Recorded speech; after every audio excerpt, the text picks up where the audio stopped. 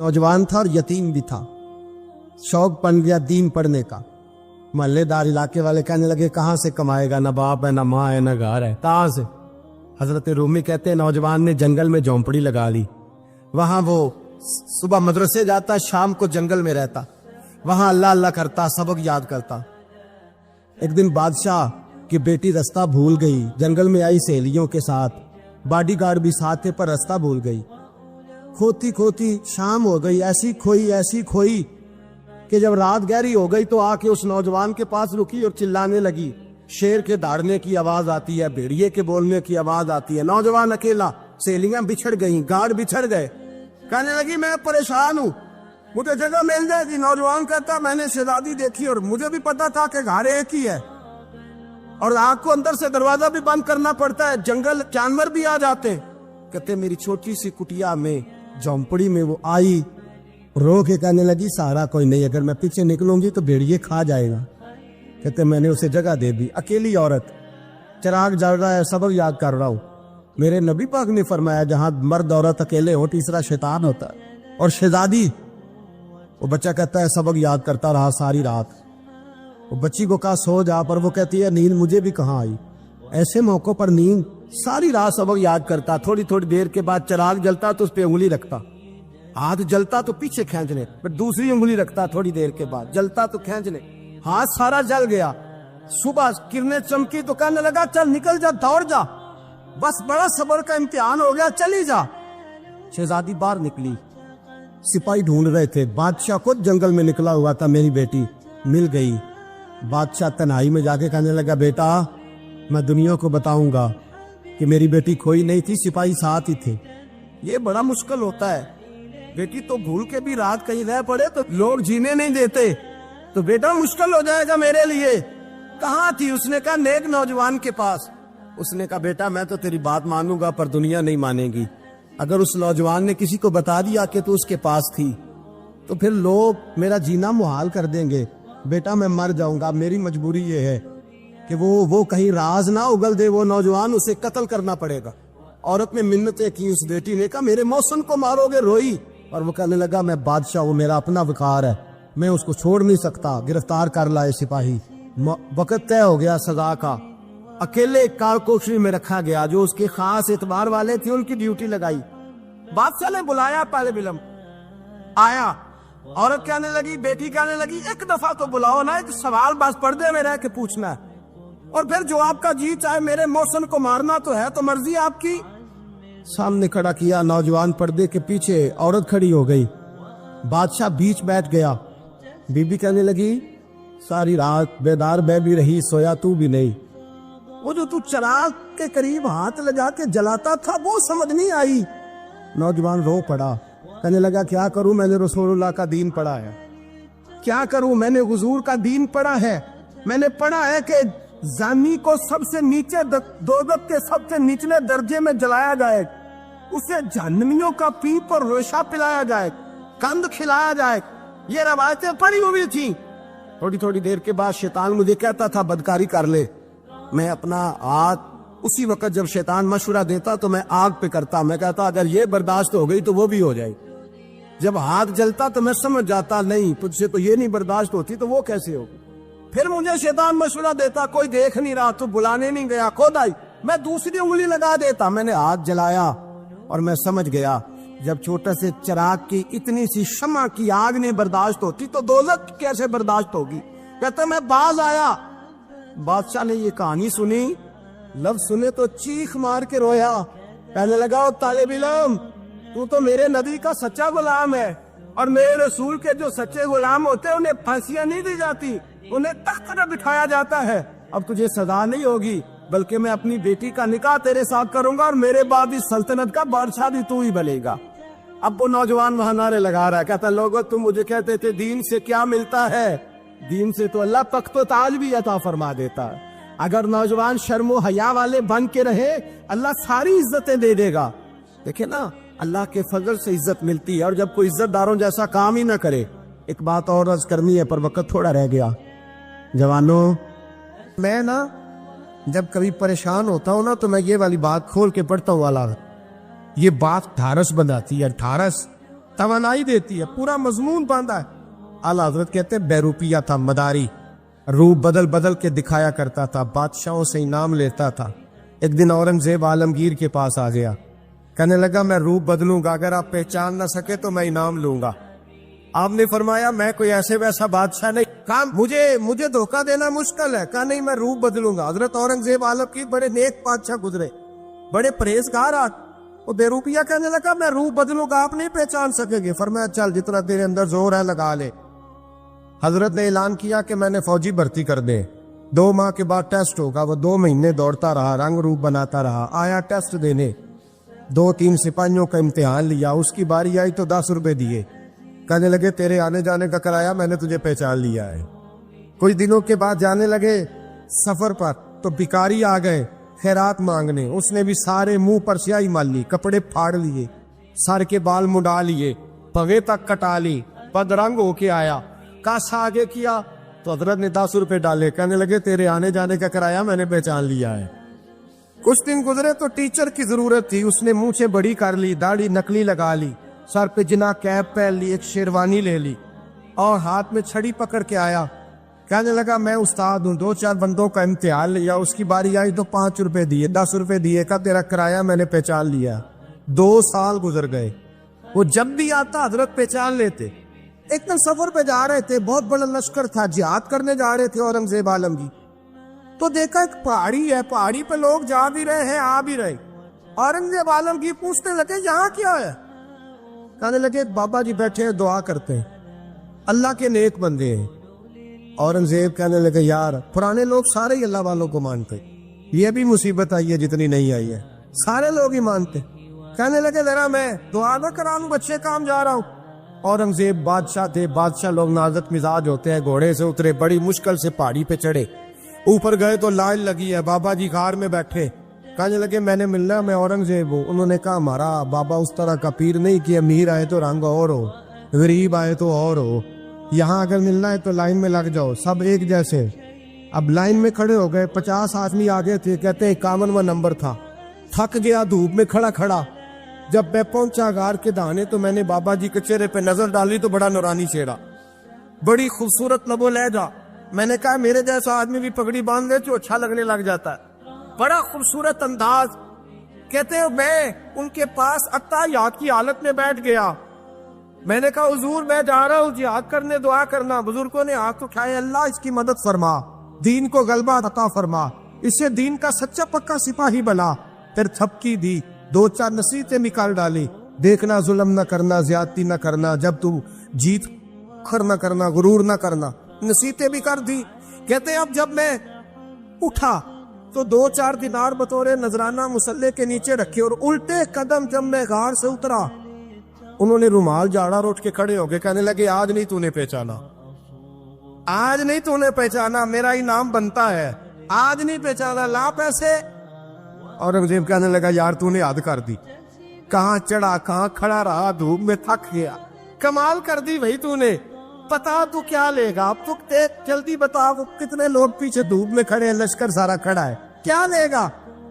اس نے کہا سب سے قیمتی ہیرے وہ ہے جو تیرے سر کے تاج میں لگے ہوئے, مجھے تیرا تاج چاہیے. او بھائیو سننا اور یاد رکھنا, میرے اعلیٰ حضرت کہتے ہیں بادشاہ نے سر کے اوپر سے تاج اتارا, بہروپیے کے قدموں میں رکھا اور کہنے لگے یہ لے, اور یہ تو تیرا مانگنے پر میں نے دیا ہے نا, میں واپس آتا ہوں تو آنا میں اپنی مرضی سے بھی تجھے دوں گا. تو نے اورنگزیب جیسے بندے کو دھوکہ دیا, آنا میں اس وقت بھی دوں گا. وہ دے کر بس بات ختم ہو گئی, ہاتھ ہو گئی.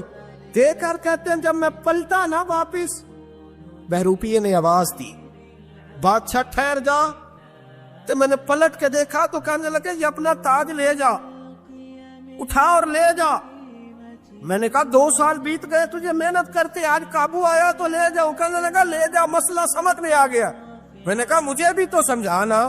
کہتے ہیں وہ پھوٹ پھوٹ کے رویا, اس کی آنکھیں برس پڑی, سیلاب کی طرح آنسو بہہ نکلے, تڑپا اور رو کے کہنے لگا بادشاہ میں نے جھوٹ موٹ رسول اللہ کی غلامی اختیار کی تھی, جھوٹ موٹ کی داڑھی, جھوٹ موٹ کی پگڑی, جھوٹ موٹ کا فقر, میں نے جھوٹ موٹ نبی پاک کا لباس پہنا ہے, تو تیرے جیسے بادشاہوں کے تاج میرے قدموں میں آ گئے ہیں.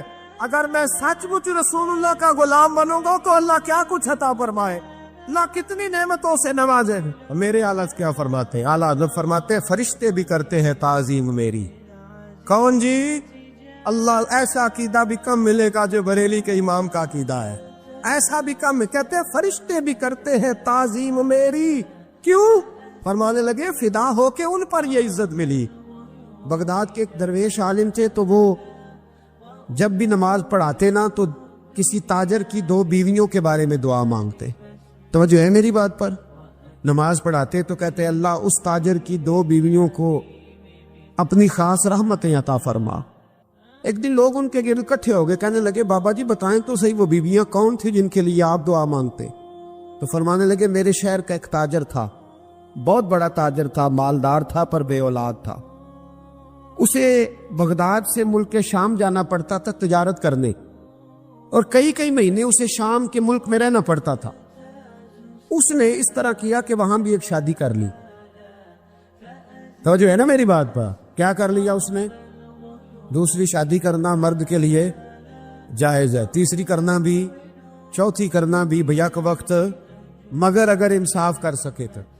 اگر چاروں میں ہم نہ آدھا مسئلہ سنتے ہیں اور آدھا ہی بیان کرتے ہیں، اگر انصاف نہ کر سکے پھر اس کے لیے 4 جائز، پھر وہ ایک ہی رکھے گا۔ تو عزیز دوست دوسرا نکاح کر لیا، شادی ہو گئی، اب وہ وہاں کچھ زیادہ وقت گزارنے لگا، مالدار آدمی تھا، بیوی کو مکان بھی لے کے دے دیا۔ اب وہ دیر سے آتا واپس، اور جب آتا بھی تو اس کے وہ والے انداز نہ ہوتے جو پہلے ہوا کرتے تھے۔ اب بیوی سے بڑا جاسوس بھی کوئی نہیں ہوتا، اس کو تو پہلے پتہ چل جاتا ہے کہ ماجرا کیا ہے، اسے بڑی خبر ہوتی ہے۔ تو اس نے محسوس کر لیا کہ بدلے بدلے سے میری سرکار نظر آتے۔ وہ کہنے لگی اب کہ جب آتا جاتا ہے تو اس کے حالات کچھ بدلے بدلے سے ہیں، ماحول کچھ اور ہے۔ اس نے ایک بوڑھا آدمی جو اس کا عزیز بھی تھا اور سمجھدار بھی تھا اس کو تیار کیا، کہنے لگی اب کہ جب ملک کے شام جائے نا تو اس کا پیچھا کرنا اور خبر کرنا کہ کہاں رہتا ہے، کہاں جاتا ہے، کیا کرتا ہے۔ وہ بوڑھے بزرگ جو تھے وہ خاتون کے کہنے پر کچھ اس نے کرایہ بھی دیا، وہ اس تاجر کے پیچھے گئے اور واپس آ کے خبر دی، کہنے لگے کہ یہ تو 2-3 سال بیت گئے، اس نے وہاں بھی شادی کی ہوئی ہے، تجھے بتایا ہی نہیں۔ بیوی بڑی سمجھدار تھی، حوصلہ مند، زیرت، اس نے شور نہیں مچایا۔ اس نے کہا کہ میں نا اب جب آئے گا نا تو طریقے سے بات کروں گی اور پوچھوں گی کہ ایسا کیوں کیا، اور یہ بھی اس نے آ کے بتایا کہ اگر تیرے ساتھ نکاح کے بعد اسے اولاد نہیں ملی تو اولاد وہاں بھی کوئی نہیں، کہ مکمل تفصیلات۔ اب جب اس دفعہ خاوند آیا تو آتے ہی وہ بیمار ہو گیا، کمزور ہونے لگا۔ اب خاتون نے مناسب نہیں سمجھا کہ آتے ہی دڑام سے میں اس کے سر پر یہ بت یہ پھوڑ دوں کہ تو نے نکاح کیا ہوا ہے اور مجھے بتایا نہیں۔ وہ ذرا تسلی میں رہی، کچھ وہ بیمار تھا، حوصلہ رکھا، خدمت کرتی رہی۔ کچھ دن گزرے تو وہ تاجر انتقال کر گیا، فوت ہو گیا۔ اب راز کھول نہ سکا، عدت گزاری، اور جب سارا مال جمع کیا نا تو اشرفیوں کی بوریاں بھر گئی، سارا مال اس بی بی کا، 4 بوریوں میں اشرفیاں، 4۔ یہاں تو پیٹ کا دوزخ ہے، معاذ اللہ بھرتا ہی نہیں۔ حل من مزید، حل من مزید۔ وہ جو کہتے تھے نا کہ بس باہر چلا جاؤں اور باہر میں کچھ تھوڑے سے پیسے کما کے 2-3 سال میں لوٹ آؤں گا، پھر یہاں آ کے کوئی کاروبار کروں گا، وہ گئے ہیں تو واپس نہیں آئے۔ وہ جو کہتے تھے نا بس میں نے اتنا سا کاروبار کرنا ہے کہ مکان بن جائے، انہوں نے 4 مکان بھی بنا لیے ہیں، لیکن بریک حل میں مزید کی دوڑ ہے۔ اب 4 بوریاں اس عورت نے چھپائے رکھی، کوئی بندہ نہیں جانتا بغداد میں کہ ملک کے شام میں تاجر کی دوسری بیوی بھی ہے۔ جب وہ فارغ ہوئی تو اس نے اس بوڑھے جاسوس کو پھر بلایا اور 2 بوریاں اونٹ پہ رکھی، خود بھی ساتھ بیٹھی اور ملک شام گئی۔ اللہ اکبر۔ وہ بزرگ کہتے ہیں میں ایسے نہیں دعا کرتا، اس کو جا کے کہنے لگی میں اکیلی وارث نہیں ہوں، آدھے کی وارث تو بھی ہے، میں اکیلی وارث نہیں، یہ تقسیم وراثت ہے، آدھی کی وارث تو بھی ہے، تو رکھ اپنے پیسے، مجھے پتا ہے اس نے نکاح کیا تھا پر مجھے بتایا نہیں تھا، تو رکھ اپنے پیسے، میں تجھے دے رہی ہوں، آدھے تیرے ہیں آدھے میرے ہیں۔ اس نے نظر اٹھائی تو رو پڑی، کہنے لگی نہیں اب یہ سارے تیرے ہی ہیں، اگر تو اللہ سے ڈرتی ہے تو میں بھی رب سے ڈرتی ہوں، اگر تو مصطفیٰ کریم کا کلمہ پڑھتی ہے تو میں بھی اسی نبی کی ماننے والی ہوں۔ کہا بات کیا ہے، میرا کیوں ہے سارا؟ تو وہ خاتون کہنے لگی وہ 2 سال 3 سال سے میرے ساتھ نکاح تھا اور اس نے بتایا تھا مجھے کہ میری بیوی بھی ہے، اور میں غریب تھی تو میرے والدین کو بھی بتایا تھا کہ میری دوسری شادی ہے۔ یہ مکان اس نے مجھے لے کے دیا تھا، میرے تمام اخراجات وہ پورے کرتا تھا، نان و نفقہ کا خیال رکھتا تھا، لیکن اب کہ جب وہ آیا تو وہ بیمار تھا۔ اس نے مجھے بتایا کہ مجھے طبیب نے بتایا ہے کہ میں شدید بیمار ہوں، شاید بچ نہ سکوں۔ تو کہنے لگی وہ مجھے کئی لاکھ روپے بھی دے گیا اور جاتے دفعہ مجھے طلاق بھی دے گیا، فارغ کر گیا۔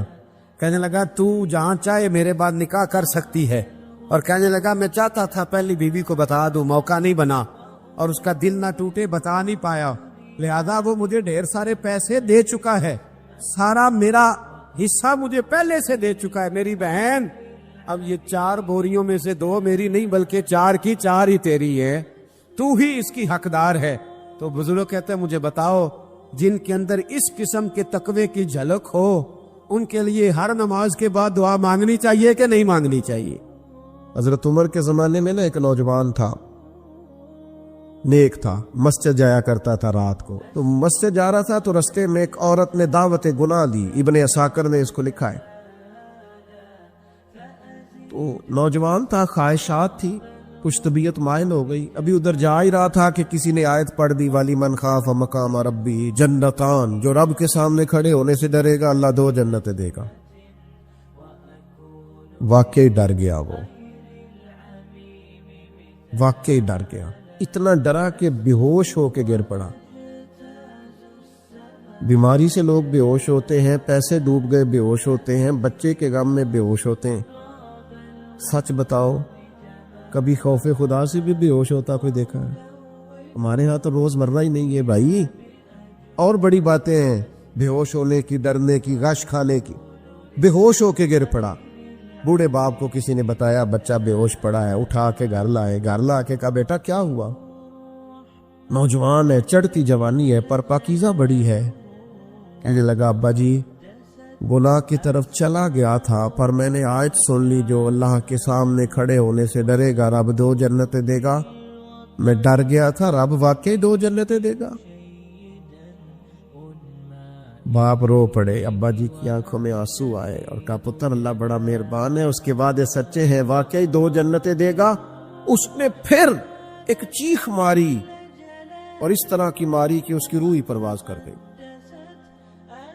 روح ہی پرواز کر۔ کشتگانے خنجر تسلیم را، عشق کی خنجر سے قتل ہو گئے لوگ۔ صبح حضرت عمر کو پتا چلا کہ انہوں نے تو رات جنازہ بھی پڑھ دیا، تدفین بھی کر دی۔ جناب عمر فرمانے لگے اتنا نیک نوجوان خوف خدا سے دنیا سے چلا گیا، مجھے کیوں نہیں بلایا میں جنازہ پڑھتا؟ فاروق اعظم فرما رہے ہیں میرا شوق تھا میں اس کا جنازہ پڑھتا۔ کہ حضور